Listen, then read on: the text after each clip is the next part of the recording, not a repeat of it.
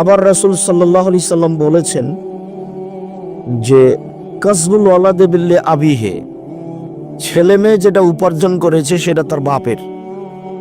মানে যতদিন বাপ বেঁচে আছেন ততদিন ছেলে মেয়ে যা উপার্জন করে তার নিজস্ব উপার্জন নয়, ওটা তার বাপেরই উপার্জন। ছেলেও তার, উপার্জনও তার।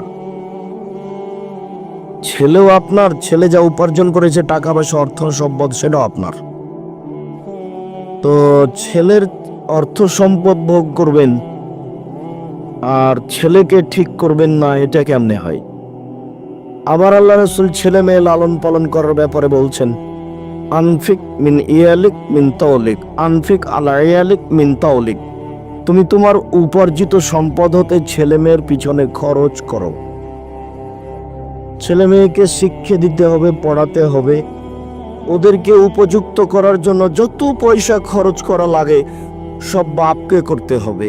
এই হাদিস দিয়ে আমি বলেছি যে আপনি ছেলে মেয়েকে উচ্চশিক্ষিত করেন, আপনার বাপের জমিদারি দিয়ে করেন, যদি না হয় আপনি নিজে ব্যবসা করে করেন, যদি না হয় আপনি চকলেট বিক্রি করে করেন, করতে আপনাকে হবে। শেষ পর্যন্ত আমি বলেছি ভিক্ষা করে করেন। ভিক্ষা বাপ করবে, ছেলে মেয়ে নয়। যতদিন বাপ বেঁচে আছেন ততদিন ছেলে মেয়ে ভিক্ষা করতে যাবে না। ছেলের টোকাই হতে পাবে না আর মেয়ে গার্মেন্টসে যেতে পাবে না। কেন? লালন পালনের দায়িত্ব কে? বাপ। এ কথা আল্লাহর নবী বলছেন, এটা আল্লাহ রাসূলের একটা মুখের বাক্য, আপনাকে আমি অনুবাদ করে শোনালাম। উনি খালি বলেছেন যে বাপ তার ছেলে মেয়ে আহাল পরিবারকে উপার্জন করে খাওয়াবে। তো আমি এই কথাটাকে বলেছি উপার্জন আপনার বাপের জমিদারি দিয়ে খাওয়ান, এটা যদি হয়, নইলে আপনি ব্যবসা করে চাকরি করে খাওয়ান, উপার্জন করে খাওয়াবেন। তো আমি স্তরটা নামাতে নামাতে আমি নিজের ভাষাতে ভিক্ষা করাতে নিয়ে এসেছি। তার মানে আমি বুঝাতে চাচ্ছি যে উপার্জন করতে গিয়ে যদি ভিক্ষা করা বাপকে লাগে তো বাপ ভিক্ষা করুক, ছেলে মেয়ে নয়। আমি মনে হয় বুঝাতে পারি না ভালো করে। মানে আদেশটা আল্লাহর নবী বাপকে করছেন যে তুমি তোমার ছেলে মেয়েকে পড়াও, মানুষ করো, খরচ করো, দেশ বিদেশে পাঠাও, কিভাবে খরচ করা লাগবে করো।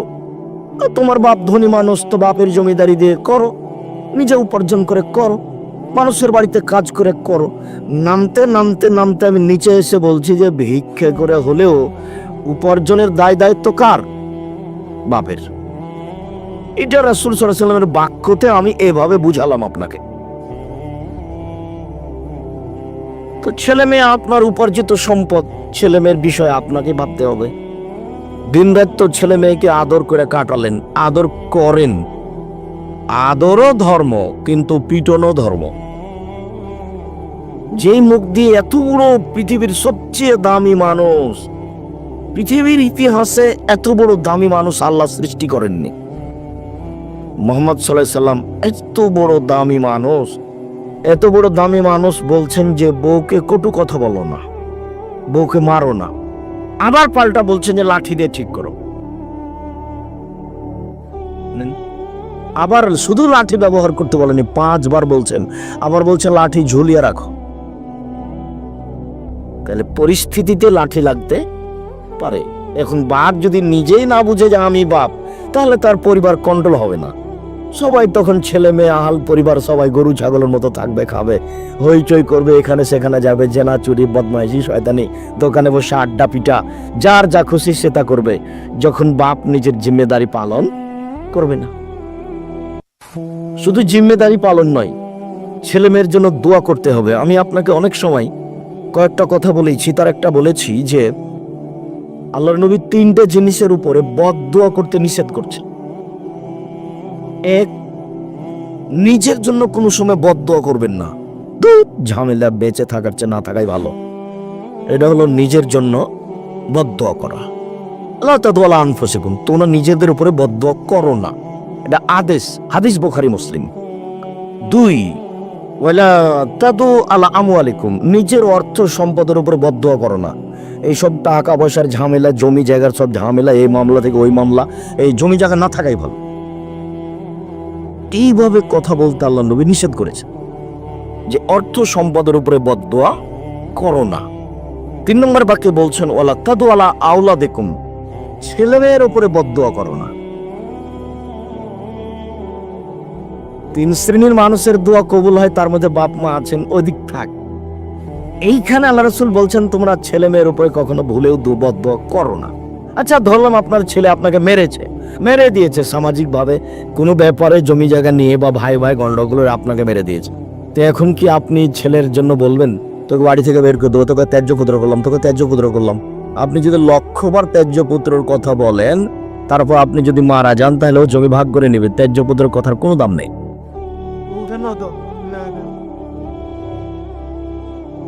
আর এই যে ছেলে মারলো, এখন কি তারাও ঘোরা করে অজু করে ঘরে আসবেন, ঘরে এসে 2 রাকাত সালাত আদায় করে আল্লাহকে হাত তুলে বলেন না, আমি তো এভাবে ছেলে চাইনি, তুমি আমাকে ছেলে ফিরিয়ে দাও, আমাকে ছেলে ফিরিয়ে দাও। তারপরে কোনো কথা, আমি হাত নামাবো না, না ফিরালে আমি হাত নামাবো না তোমার দরবার থেকে, তুমি আমাকে ছেলে ফিরিয়ে দাও।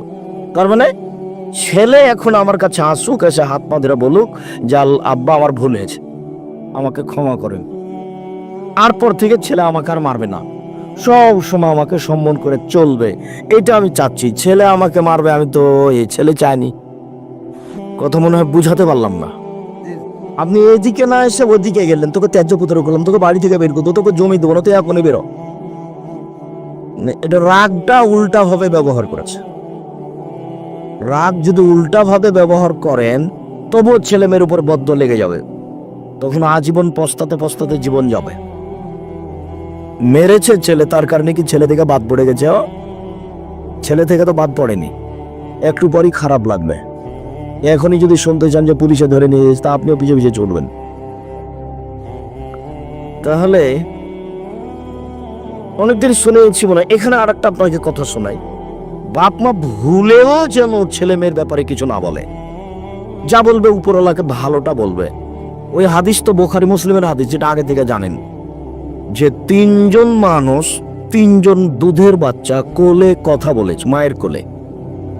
তার একজন হলেন ঈসা আলাইহিস সালাম, আর একজনের ঘটনা হলো জোরাইজ।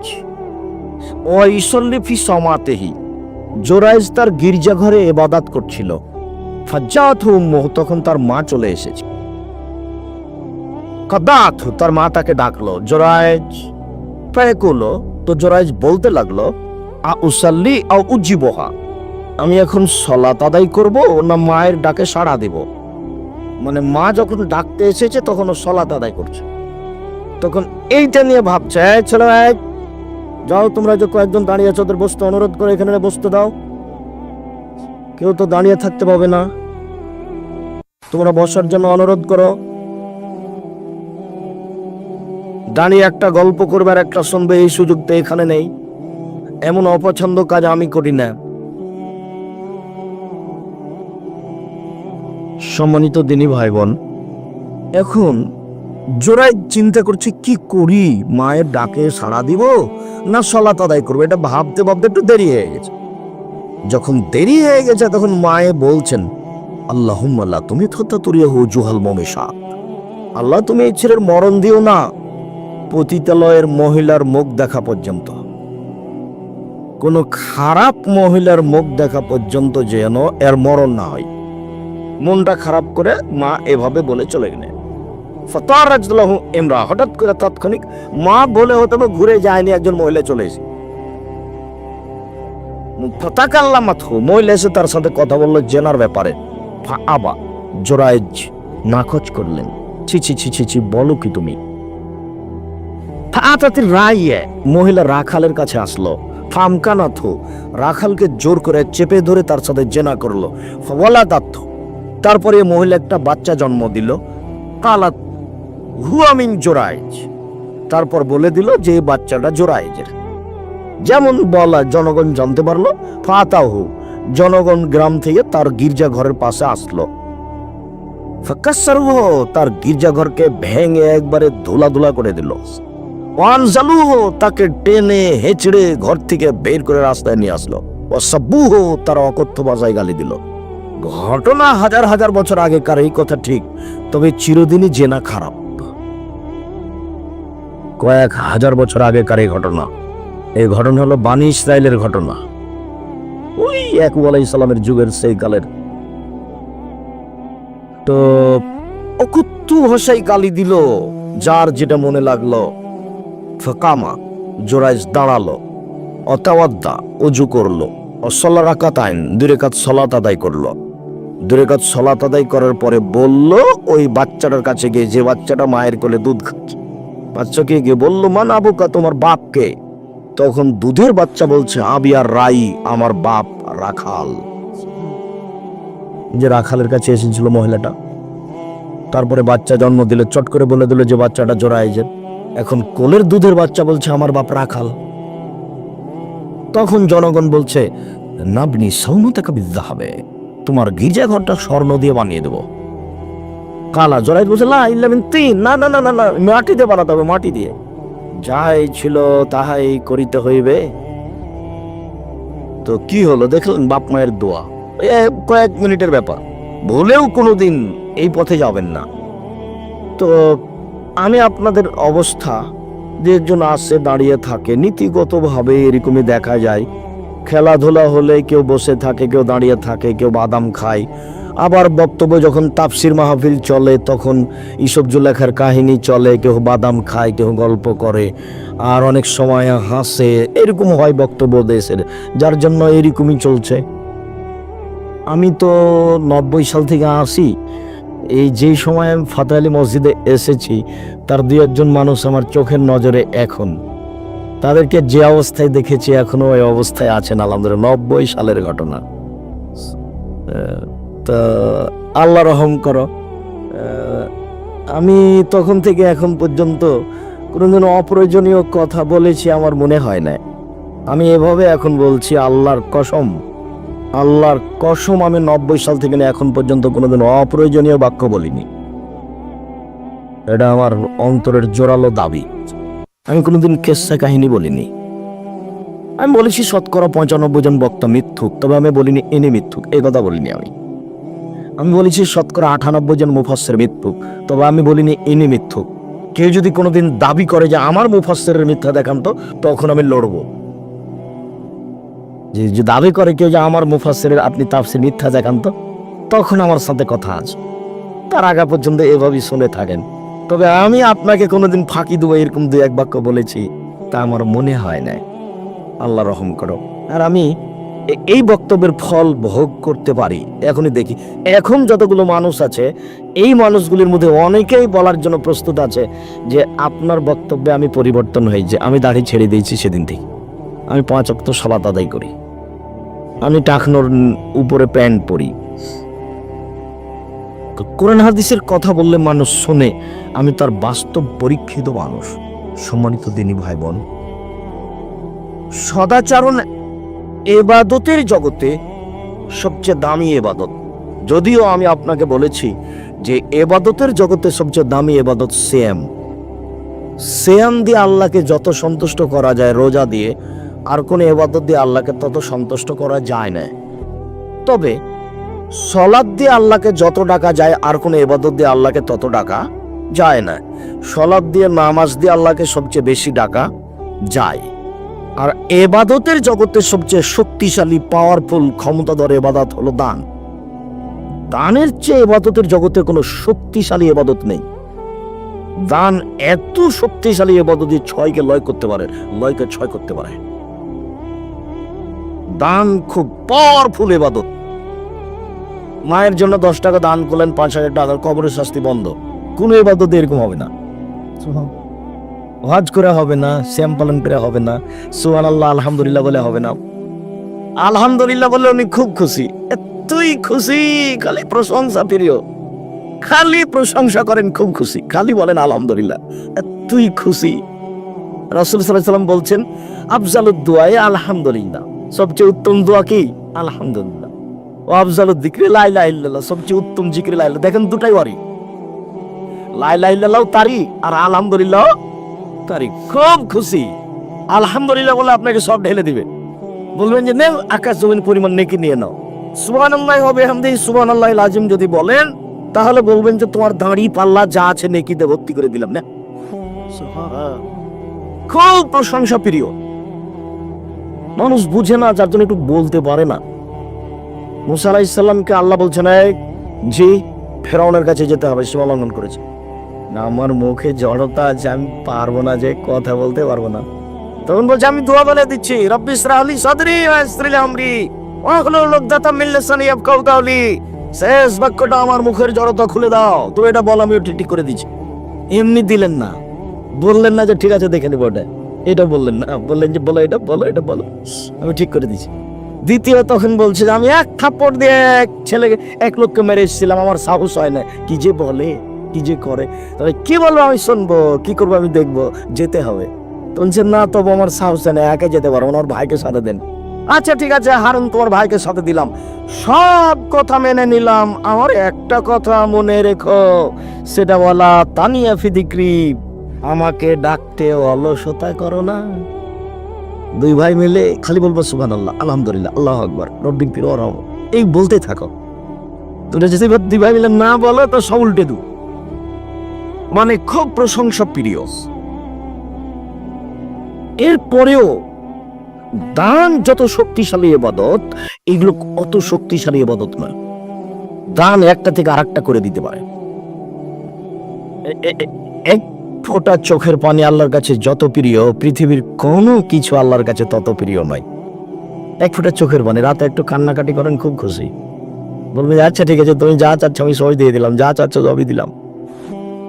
কান্নাকাটি করে খুব যদি পাওয়া যায়, আর দান দিয়ে সব বন্ধ হয়ে যায়। এইবার যেটা বলতে চাচ্ছি সেটা হলো সদাচারণ। একটু আগে যে বললাম, ইবাদতের জগতে সবচেয়ে দামি গুরুত্বপূর্ণ ইবাদত সদাচারণ। এইটা কিভাবে প্রমাণ করব যে সবচেয়ে দামি ইবাদত? এটা যে বললাম, এখন কিভাবে প্রমাণ করা যায়?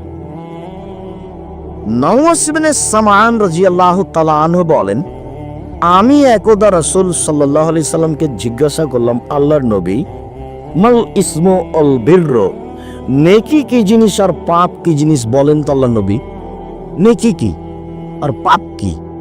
এবার উত্তর দেখেন, আল্লাহ রাসূল বলছেন, আল বিরর হুসনুল খুলুক, নেকি হলো ভালো আচরণ। কই, এবার তো নেকি হলো সুবহানাল্লাহ, এটা বললেন না। এটা বললেন না যে নেকি হলো হজ, এটা বললেন না। নেকি হলো তাহাজ্জুদ, এটা বললেন না। নেকি হলো কোটি টাকা দান, এ কথা বললেন না। এখন কি উত্তর হলো? নেকি হলো ভালো আচরণ। দল সংগঠন করলে এটা টিকবে না। দল করলে আর একজনের বদনাম করাই লাগবে। চাঁপাইনবাবগঞ্জের ভাষা তো ও তো বদনাম করবো, আর বাঘকে করতে হবে। মানে এটা নীতি করাই লাগবে। আমার 18 বছরের অভিজ্ঞতা আছে। কতদিনের? 18 বছরের অভিজ্ঞতা আছে। বগুড়া মানে খাওয়া দাওয়া আব্দুর বাসায়। এদের বাড়ি এলো থাকার খাওয়ার জায়গা। এদের ঘোরা দৌড়াদৌড়ি আমার খুব মনে পড়ে। আল্লাহ রহম করো। আপনারা যারা যে দল পার্টি করছেন, দল পার্টি করা মানে কি, ওর স্বভাবই খারাপ। ও মিথ্যে জিনিসকে বলছে অমুকের চরিত্র ফুলের মতো পবিত্র। ঠিক আছে, ও জানা না এবারে নগদ মৃত্যুকে। রাসূল সাল্লাল্লাহু আলাইহি ওয়াসাল্লাম বলছেন যে ইয়াকুনু লিল মুনাফিক সাইয়্যিদ আইন তাকুনু লিল মুনাফিক সাইয়্যিদ, মিথ্যুক প্রতারককে যদি তুমি নেতা বলো, ফাকাত আসখাতুম রাব্বাকুম, তাহলে তুমি তোমার প্রতিপালককে এবারে চটিয়ে রাগিয়ে আকাশে তুলে দিয়েছো। এবার তোমার ছাল চামড়া তুলে দেবে, ও সর্বশক্তিমান। তুমি মিথ্যুককে নেতা বললে কেন? তুমি মিথ্যুকে নেতা বললে কেন? ধোঁকাবাজকে তুমি এভাবে সম্মান করছো কেন? তোমার সাথে আর আমার কোনো কথাই নাই, জীবন আমি তোমার কথা শুনবো না। ফাকাত আসখাতুম রাব্বাকুম, তোমরা তোমাদের প্রতিপালককে একেবারে রাগান্বিত করে খেপিয়ে তুলেছো যখন তুমি মিথ্যুককে বলেছো আমার নেতা। এই কথা মুহাম্মদ সাল্লাল্লাহু আলাইহি ওয়াসাল্লাম বলছেন। একটা বই পাওয়া যায়, উপদেশ, নামও শুনেছেন কিনা? জি, শুনেছি যে আপনি লিখেছেন, তো আপনি পড়েন কিনা এই কথা বলিয়েন না। টাকা 100টা 20টা লাগুক, আমার অনেক শ্রম আছে, অনেক, তাকে মূল্যায়ন করবেন। বইয়ের কোনো লাইনে আমি ফাঁকি দিনি জাতিকে, বক্তৃতা যেমন কোনো লাইনে ফাঁকি দিনি, বইয়ের কোনো লাইনে আমি জাতিকে ফাঁকি দিনি। ওই বইয়ে পাবেন এই হাদিসটা দেওয়া আছে। সম্মানিত দিনী ভাই বোন, আমি আপনাকে জোরালো অনুরোধ জানিয়ে বলছি, রাসূল সাল্লাল্লাহু আলাইহি ওয়াসাল্লামকে জিজ্ঞাসা করো আল্লাহর নবী নেকি কি জিনিস? তখন তিনি উত্তরে কি বললেন? ভালো আচরণ। এইবার দেখেন ধারাবাহিক কয়েকটা হাদিস ভালো আচরণের।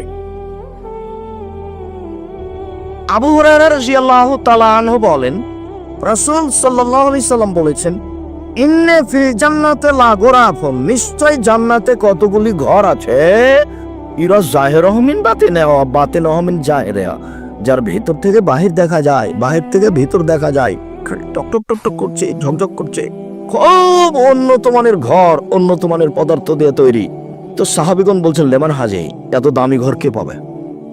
কে পাবে এত দামি ঘর কে পাবে? তখন আল্লাহ রাসূল বলছেন, লেমান আলানাল কালামা, যার মুখের ভাষা নরম সে পাবে, যার ভালো আচরণ সে পাবে। প্রথম কথা এটাই নেন। এবার আপনি দল সংগঠন করলে বা কোনো কিছু করলে বা টাকা পয়সা বেশি হলে টিকতে পারবেন না। আপনি এই সদাচরণের উপরে টিকে রাখা খুবই কঠিন। একটুতে আপনি বলবেন, এই তোকে অমুক করলাম, এই তোকে দেখে না, ওকে যা লাগবে খরচ করবো, ওকে আগে মারে। সদাচরণ আমার আপনার থেকে বহু দূরে, বিভিন্ন ভাবে। এত দামি ঘর কে পাবে? যার মুখের ভাষা নরম সে পাবে, যার ভালো আচরণ সে পাবে। আয়েশা রাদিয়াল্লাহু তাআলা আনহা বলেন, রাসূল সাল্লাল্লাহু আলাইহি ওয়াসাল্লাম বলেছেন, ইন্নামাল মুমিন ইয়াজুদু বিহুসনি খুলুকিহি দারাজাতাস সাইমুল কায়েম, নিশ্চয় মুমিন তাহাজ্জুদ পড়ে যত নেকি পায়, নিয়মিত সিয়াম রোজা থেকে যত নেকি পায়, সদাচরণে তত নেকি পায়। তাহাজ্জুদ পড়ে যত নেকি হবে, নিয়মিত নফল সিয়াম রোজা থেকে যত নেকি হবে, সদাচরণে তত নেকি হবে। একটা সমান দুইটা, একটা সমান দুইটা। তাহাজ্জুদ পড়লে, নিয়মিত তাহাজ্জুদ পড়ে নেকি হবে, নিয়মিত নফল সিয়াম থাকেন অনেক নেকি, বৃহস্পতিবার সোমবার প্রতি বছর 3 দিন, 13, 14, 15, অনেক নেকি। কিন্তু এই দুটা নেকি একসাথে উপার্জন করতে পারবেন কি দিয়ে? সদাচরণ দিয়ে, ভালো আচরণ দিয়ে। এ কথা আমি বলিনি, এ কথা মুহাম্মদ সাল্লাল্লাহু আলাইহি সাল্লাম বলেন।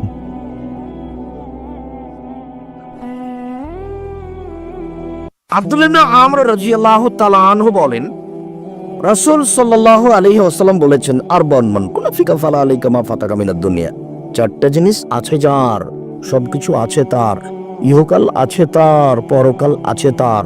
চারটে জিনিস আছে যার, সবকিছু আছে তার। জান্নাত আছে যার, সবকিছু তার। ভালো আচরণ যার, জান্নাত তার। 3 সিদক হাদিসিন, সত্য কথা। 4 ইফাতুন ফি তুমাতিন, বৈধ রুজি। বৈধ রুজি যার, সবকিছু তার। ভালো আচরণ যার, সবকিছু তার। ভালো আচরণ যার, জান্নাত তার। ভালো আচরণ যার, দুনিয়া তার।